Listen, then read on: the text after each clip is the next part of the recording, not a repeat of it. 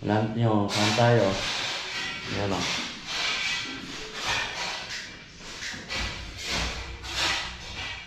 Nandito tayo sa bago nating project. Dito sa may Sivera. Ayun yung ginawa natin nung nakaraan. Yan yung terrace na yun. So itong harapan niya, kung saan tayo nagtatambak ng mga materials dati. Ito yung ginagawa natin. Actually kahapon pa kami nag-start dito, Monday. Kaso kami lang dalawa ni Tata Rene. Ngayon tatlo kami, nandyan na si Calvo. So kahapon marami nang nangyari. Hindi na ako nakapag-vlog. Ngayon lang ako nakapag-update ulit. Yan, sa totoo lang, tinatamad na akong mag-vlog dahil naglolo ko itong GoPro ko eh. So yan kahapon, nagbaklas kami ng ceiling dito, tsaka partition. Yan o. Yan, malinis na. So yan yung roof frame nya, lutaw na, yan o. Ganyan siya kasimple. Ganyan lang kasimple yung pagkakagawa nya. So ganoon din dito, ayan. So bali ito, i-demolish din namin to pero hindi muna ngayon. Dito muna kami magpo-focus sa labas. Yan, demolish na rin namin ni Tata Rene kahapon yan. Tanggal na namin ng bubong. Tapos itong dating CR, yan, basag-basag na rin. Bali mangyayari ito, ito yung pinaka master bedroom. Tapos meron siyang additional na CR doon. Yan, luwag. Tapos ito, pangalawang kwarto, yung portion naman doon i-extend to doon eh. Yan, baklas na rin yung bubong yan, yung CR sa baba. Magkakaroon siya ng walk-in closet dyan. Yan, ito yung kwarto. Magkakaroon siya ng hallway dito. Tapos meron siyang opening dito na papunta doon sa labas kasi meron silang plano na paislaban din to, kamukha nung ginawa natin doon. Kaso medyo komplikado dito dahil sobrang baba na pagka nilagyan ng pinto dyan. So yan o, yun ang magiging problema, yung ceiling na to, yung hibs. Sobrang baba na yan, kaya hindi siya obra dito. So malamang sa malamang, gagayahin na lang natin yun. Isesentro na lang dito. So dito na lang yung kanyang entrance door, sliding. Ayan, tara baba tayo. Dito sa baba nagbabaklas lang kami ng mga ceiling. Ito natapos ko na yan. Natanggal ko na yung mga plywood pang ceiling tsaka yung mga ceiling joist. Ayan o. Ito yung mga nabaklas na yero dito. Ayan, ang natitira na lang itong mga floor joist. Ayan o, 2x4. Wala rin sa ayos pagkakatira. Ito 4x4 to, dalawa o. Yung pinaka beam nya. Tapos yung sa gilid nya naka-bolt.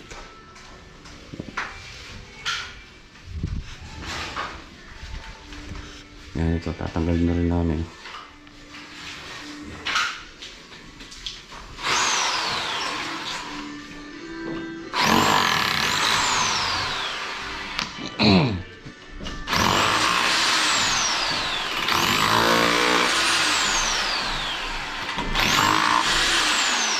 Baklas ko na lang.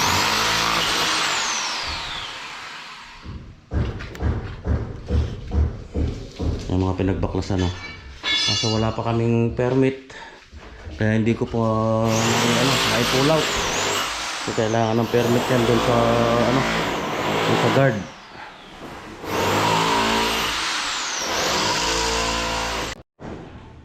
Medyo ito lang komplikado rito. Kasi kailangan magtaas ng bubong dito sa likod dahil magkakaroon siya ng extension dito na additional na CR. Pag sinunod natin itong slope nitong bubong na to na existing, sobrang baba na dito.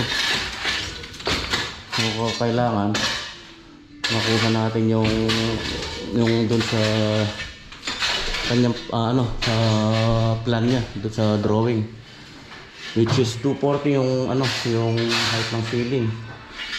So ito yung medyo madugong labanan dito, kasi pagka nagbaklas ka dito sigurado apektado yun doon sa kabila, kasi ito na yung pagitan ng kabilang bahay, yung kabilang unit. So yung flashing yan, magkadugtong yan, yung cupping yan dito sa pagitan. So pagka nagbaklas ka dyan, apektado sigurado yung kabila. Ito yung pinag-aaralan ko kung paano yung magandang gawin dito. Ayan naman, ito lang naman. Tapos ang pangit pa ng pagkakasintada, oh. Dami silsilin. Labas na labas, oh. Siyempre pagka nagangat tayo dyan, lilitaw na yung roll na yan dito sa loob dito.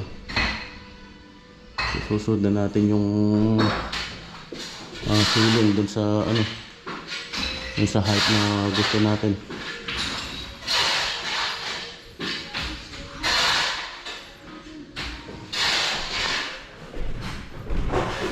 Meron naman siyang floor plan, kaso wala yung details nung wala yung details nito kung paano yung gagawin.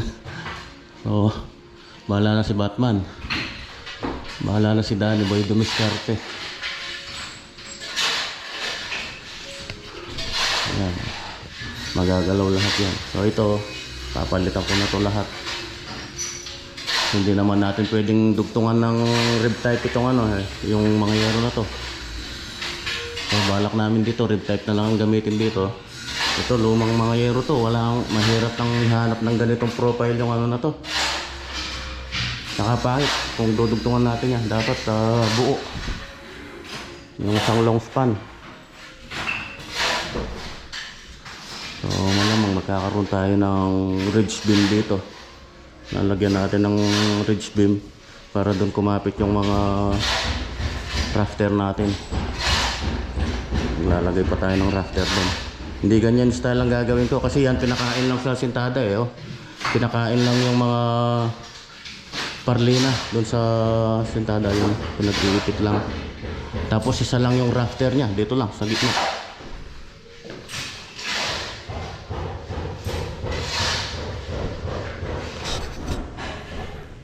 Ayan, ganyan lang siya.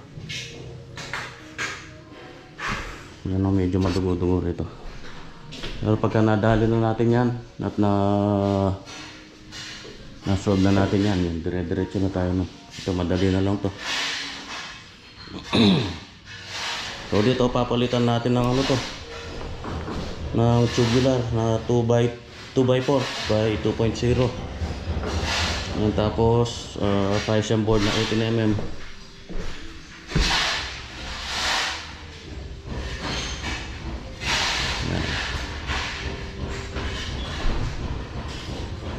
Dito siya magkakaroon ng opening para dun sa kanyang extension na CR.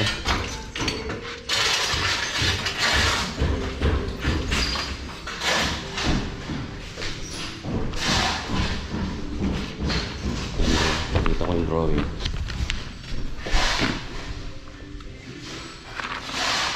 Ayan o. Ito yung perspective.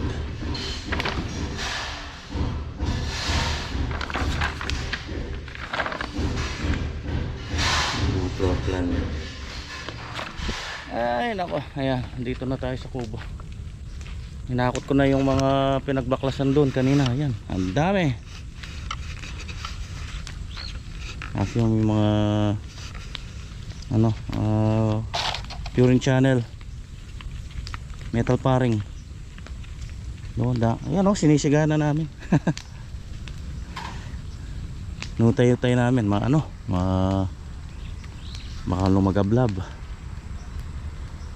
Ayun po, yung galing dun sa marina, ang dami niya susunugin na yan.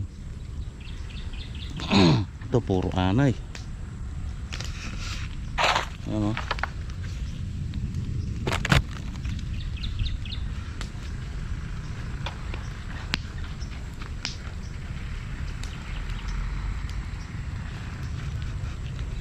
Yan, bukas sasikasuhin ko yung mga materyales. Kanina naka-order na ako ng buhangin. Yan na i-deliver na. Medyo nag-alanganin kasi yung dating nung permit kanina, kaya hindi ako naka-order kaagad. So bukas mga priority yan, mga CHB, bakal at saka semento para makapag-asintada dun sa likod.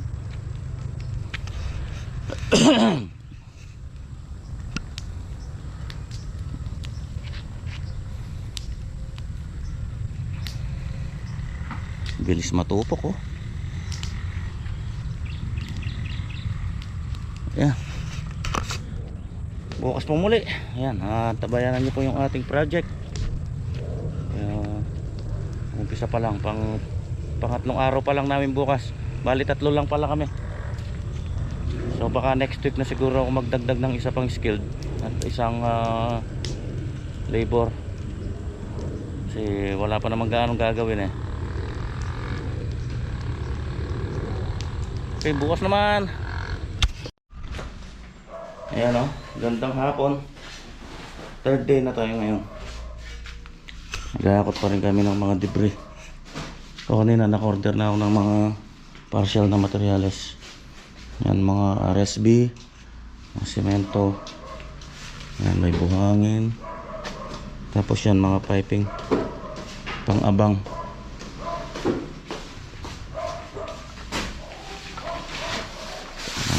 Alas natatapos ng bagbagin ito nga dito. Medyo madugo yung pagbabasag. Tapos yan, paka-komplikado nitong mga piping. Hindi namin alam kung saan yung septic tank dito. Wala kasi siyang as-built plan na wala binigyan na as-built plan dito, kaya hindi namin alam kung saan yung location ng septic tank. So dyan pa rin tayo kukuha ng ating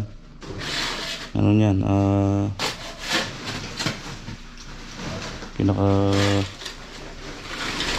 yung dudugtungan natin para dito sa gagawin nating CR dito. So, maglalagay tayo ng panibagong abang dito na mga piping yan, eh.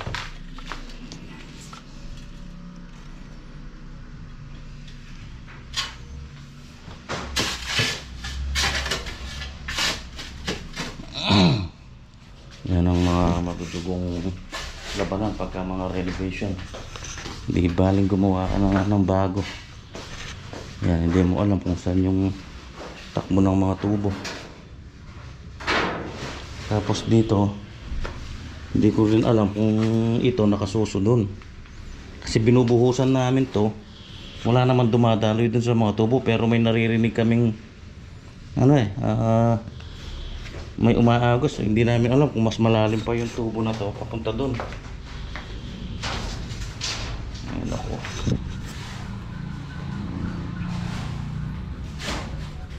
Yan, medyo nakakaduli ng trabaho natin. Mga ganyan. Expect na natin yan pagka mga renovation. Hindi katulad pagka bagong layout, dire-diretso. Tatapon muna kami. Okay, sambihay na. Nakapot na lang namin sa kolong-kolong. May tapunan dito na malapit. Good morning. Day 4. Webis tayo ngayon. Yan. Ito yung sitwasyon natin ngayon dito. So ginawa namin dito, nagpanibago kami ng asintada dito. Both side yan meron. Para hindi na tayo magtastas dun sa sa mga existing na yan. Pero ito hindi na. Tatastasin na lang natin yung sa taas na yun para dun pumatong yung ating beam. Yan. Kasi para hindi na gaanong humihina yung structural na ng building. Tapos ito yung medyo komplikado. Malamang magpapanibago na lang ng septic tank. Hinukay namin ito kahapon. Mga septic tank nila pala dito yung drum lang na itim. Kung anong mga ginamit dun sa SMDC, mga nakikita ko nila, lagay nila. Eh, napakadaling mapuno niyan. Eh, lalo na dalawa yung magiging CR niya. Tapos, lahat ng tubig doon pa pumapasok. Yung sa floor drain, sa mga lavatory. Tapos yung sa mga downspout.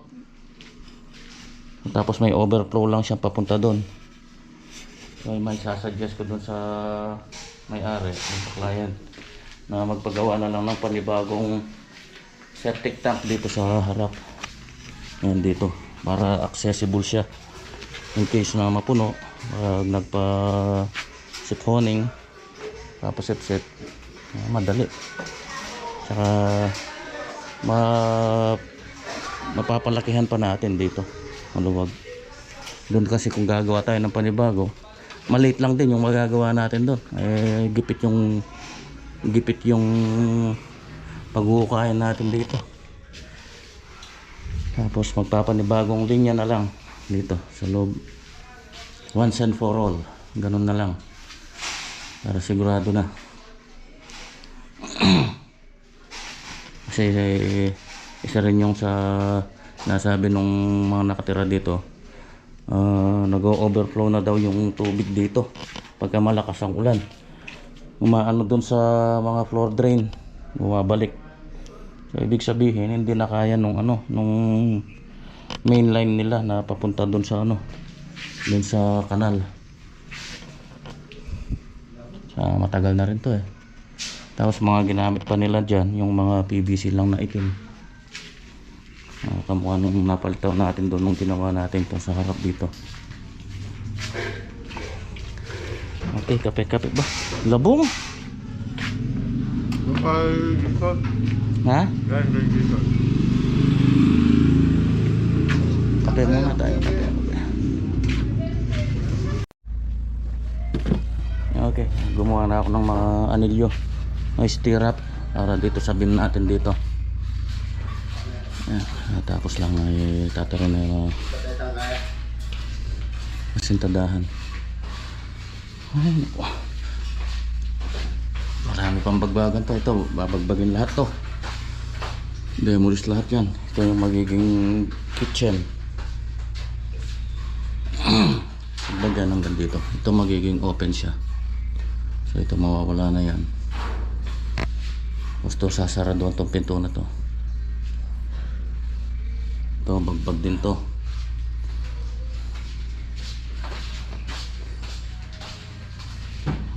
Masikip. Kaya natin itatambak to. Akot muna ulit para lumuwag-luwag.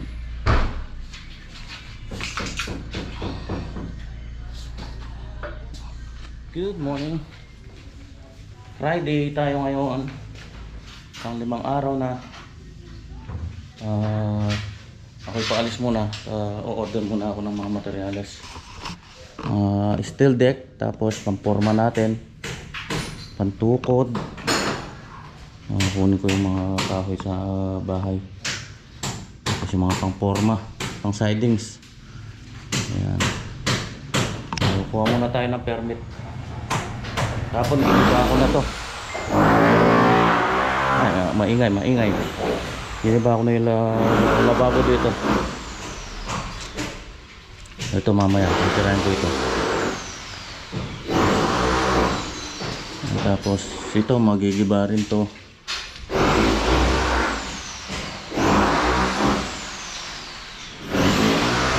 Iwan muna natin sila. Ayun o, gandang gabi. Gabi na nga, Commander.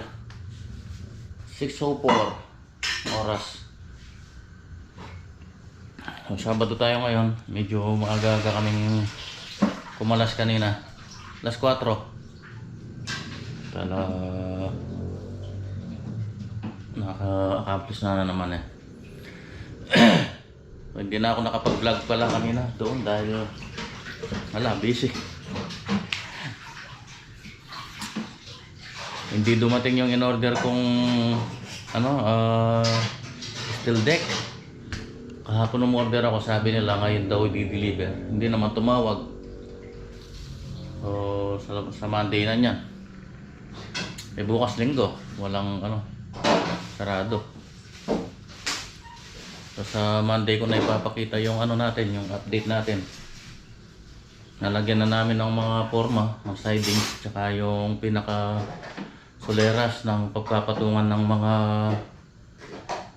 web deck natin. Steel deck. Tapos na nakapag demolish pa kami ng konti, na demolish na namin yung dating ano, lababo. Yun ang aming nagawa kanina. So by next week, mabubusan namin yung konting slab na yun sa ano, extension na CR. Tapos yun nga palang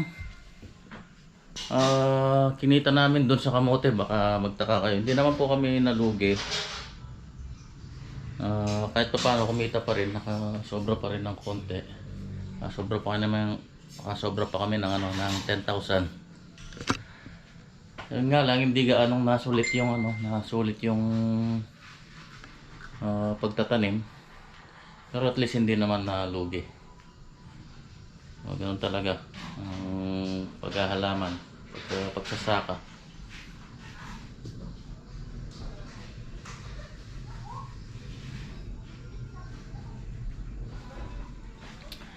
So paano, hanggang dito na lang po. Tapusin na po yung vlog natin sa araw na to. Bali ito yung ating update nitong buong linggo sa ating project. So next week, pipilitin ko makapag-vlog tayo ng araw-araw para ma-update po kayo. Inshallah. Kasi sa bye-bye. Ingat po tayo lagi. God bless us all. Happy weekend!